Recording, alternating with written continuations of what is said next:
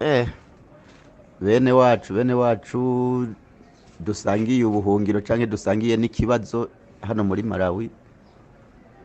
Jewe nitwa Minani Baratazaro, abenshi banzi ku izina rya Karawudiyano. Twari tuba ahantu bita Warirangi, ariko ikibazo twaraye duhuye naco ni nk'ikimaze iminsi abandi bene wacu bahura naco, ariko vyahinduye isura. Twebwe ejo kuwa gatanu haje igitero, nta mu migarasiye yari harimwo abapolisi n'abandi ngo bita ba yufi, nta n'uwamenya byari bisuma gusa. Baraje nyene batugwamwo baradusahura, ubu tugorewe mahura.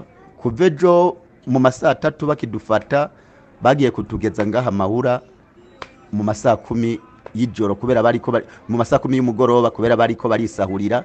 Twe badutaye ku polisi yo kunamitete, baca bisubirira gusahura. Bagiye gusahura, abana barirutse, ibindi nta kintu na kimwe tuvuge dufise, nta kintu na kimwe.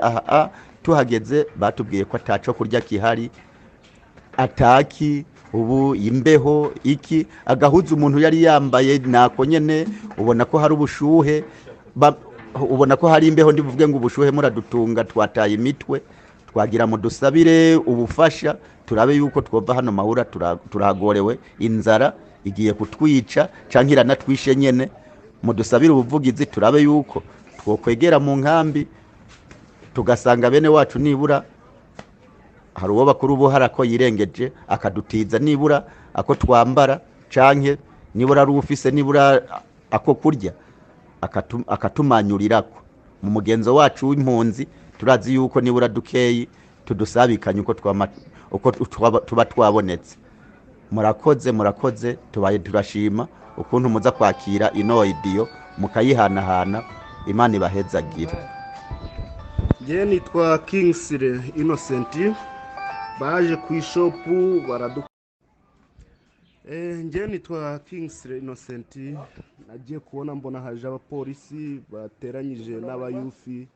Baraje baramfata, barankubita amatelefone nari mfite byose, banyatse amafaranga nari maze gucuruza yose, banyaka amatelefone yose nari mfite telefone yari irimo 850 byose barabinyatse, na telefone nari naguze 250 byose baranyatse, barankubise. Ibintu byahabereye byari ibintu byahabaye byari ibintu bitameze neza. None ubu twaraje turi mahura, ubu twiriwe n'inzara muri uyu munsi wa none nk'iyo twararanye. Ubu ubuzima burimo buragorana aho turi. Urakoze.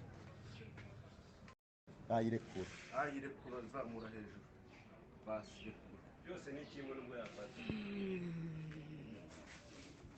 Mwirebe ne data dufatanyije urugendo. Twebwe baduteye ejo nka saa 6, haza nyine abantu batandukanye, abantu bambaye igisaviri, Warirangi, baramfata, barankubita, amafaranga baratwara, ishopo barakubita, barasambura, ibintu byose mbese baratwaye. Nta kintu nazanye usibye akajipo nambaye n'umupira byonyine. Ubu naraye mu mbeho, nta kintu na kimwe mfite. Twese ko turi hano batugije saa 9 z'ijoro, kuko badufashe batuzungurukana batujyana na mitete, niho badusize. Barangije basubira inyuma kwisahura Warirangi, bagarutse mu masaa 9 baturuza imodoka yabo batugejeje ahantu ku Kireka. Nabo barasahura, bafata umugabo wari uhari, baramukubita nawe bamujugunya mu modoka. Bagiye ku muhungu wa Sentashya ishopo, barasahura, bareza, bajya mu nzu, byose baratwara. Nk'ubwiye ntiwanjye n'amabati yose barayasambuye, n'imodoka baramenye, n'abana sinzi aho bari. Ubu mbese ubu ndi mu bibazo bimwe biteye ubwoba. Inzu yose barasambuye, nta na kimwe bansigiye, nta na kenda. Ikintu najyanye na kenda nari nambaye konyine. Rero muhanyekana iyo video mu magroupe yose mureko ko byamera, kuko tumereye hano nabi, mbese nta bufasha buhari, twaraye hasi, hari inzara, kugeza na n'uyu munsi nta kintu turabona. Mbese ni ibintu bigoye hano muri Malawi. Mbese yafashe umwanzuro mubi cyane no gusamburiza akajya n'abasambura inzu imodoka baratwitse nyine byose barakubise baramena n'inzu barasambura wari Irangi cyo kora Imana bayumugisha murakoze cyane